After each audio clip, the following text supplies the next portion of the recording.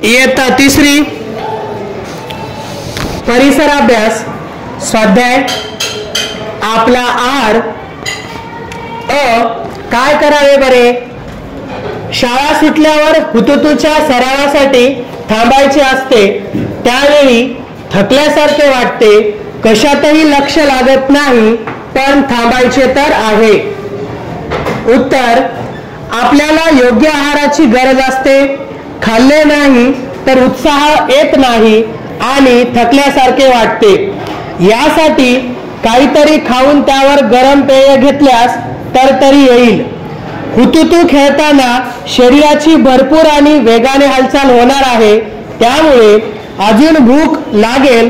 खेळासाठी थांबायचे असेल तर आधी खाऊन पिऊन घ्यावे। जरा डोके चालवा। पुढील यादीतून कामांचे बैठे काम व अंग मेहनतीचे काम असे वर्गीकरण करा। 1. खो खो खेळणे, 2. तांदूळ निवडणे, 3. सायकल चालवणे, 4. पुस्तक वाचणे, 5. झाडलोट करणे, 6. डोंगर चढणे, 7. चित्र काढणे, 8. ट्रंका उचलणे, 9. बागेतील गवत काढणे। तर यापैकी आपल्याला बैठे काम आणि अंग मेहनतीचे काम कोणते आहेत त्याचं वर्गीकरण करायचे आहे। तर वर्गीकरण पहा। बैठे काम 2. तांदूळ निवडणे, 4.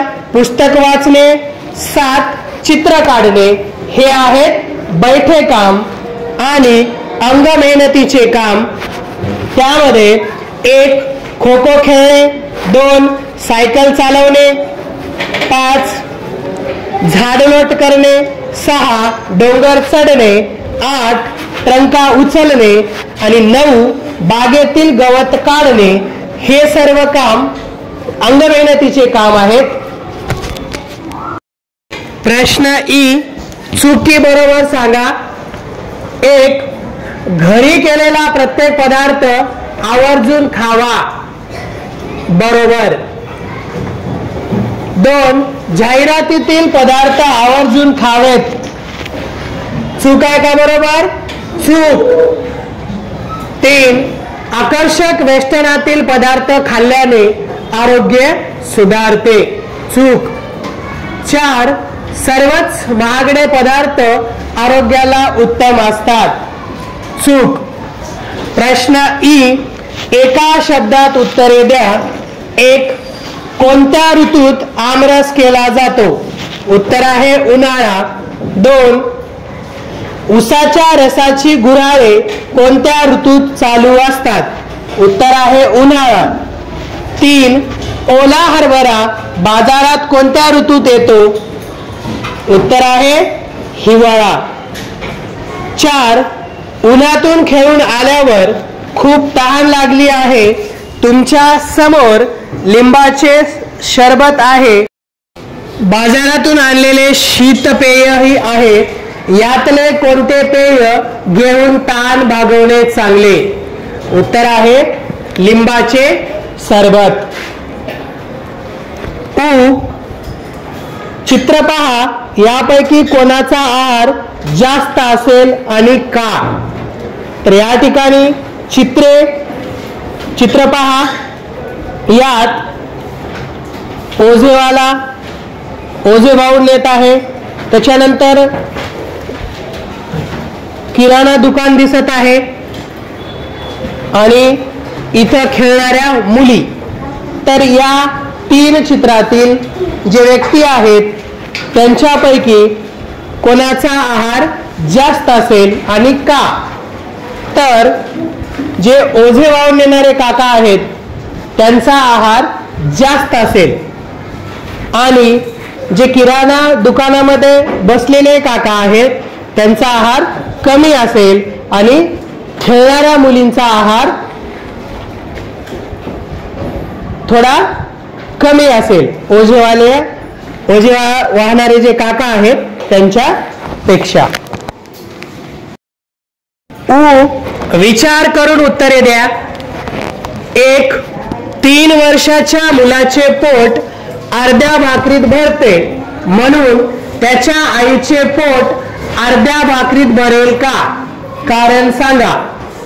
उत्तर 3 वर्षाच्या मुलाला अर्धी भाकरी हा पुरेसा आहार आहे, पण त्याच्या आईचे पोट अर्ध्या भाकरीत भरणार नाही, कारण मुलापेक्षा आई वयाने मोठी आहे, तसेच ती खूप कामे करते.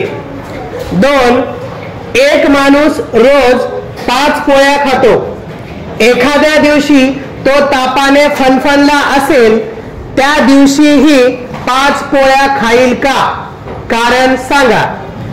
उत्तर एखादा माणूस रोज 5 पोळ्या खात असेल तरी आजारी पडल्यानंतर तो 5 पोळ्या खाऊ शकणार नाही, कारण आजारी माणसाला भूक कमी लागते, तसेच आजारपणात हलका आहार पचनास योग्य असतो. 3. प्रत्येक व्यक्तीचा आहार वेगवेगळा असतो, त्याची कोणकोणती कारणे असतील? उत्तर प्रत्येक व्यक्तीचा आहार त्याच्या वयानुसार व तब्येतीनुसार वेगळा असतो.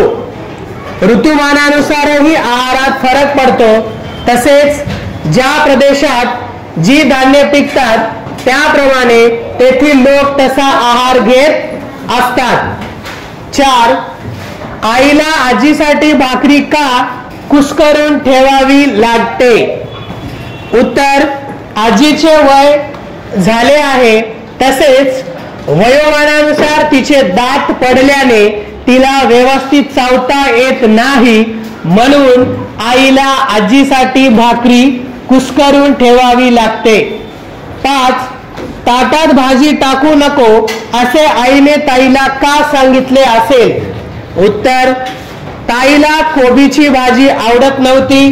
प्रकृती चांगली राहण्यासाठी सगळे पदार्थ खायला हवेत, म्हणून ताटात भाजी टाकू नको असे आईने ताईला सांगितले असेल.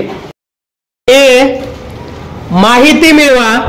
मूग, मटकी, वाल, चवळी यांना मोड आणण्याच्या कृतींची माहिती मिळवा, लिहून काढा, वर्गातील इतरांना सांगा.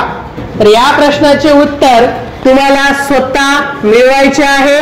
मूग, मटकी, वाल, चवळी यांना मोड आणण्याच्या ज्या काही क्रिया आहेत त्या कोणकोणत्या आहेत त्याविषयी माहिती मिळवा आणि लिहून काढा आणि वर्गात येऊन इतरांना सांगा. गाळलेले शब्द भरा. पुढील प्रश्न आहे, गाळलेले शब्द भरा. 1. अंग मेहनतीची कामे करणारी व्यक्ती, टिंबटिंब असो वा पुरुष, त्यांना पुरेसे अन्न मिळायला हवे. त्याचे उत्तर आहे स्त्री. 2. प्रकृती चांगली हवी असेल तर टिंबटिंब विषयी काळजी घ्यावी लागते, आहाराविषयी. 3. जाहिरातीतील अन्नपदार्थ विकत घ्यावेत असा टिंबटिंब पडतो, मोह. तर या धड्याचे स्वाध्याय संपलेले आहेत, पूर्ण झालेले आहेत. सर्वांनी सुंदर अक्षरामध्ये लिहून घ्या आणि वाचन करा.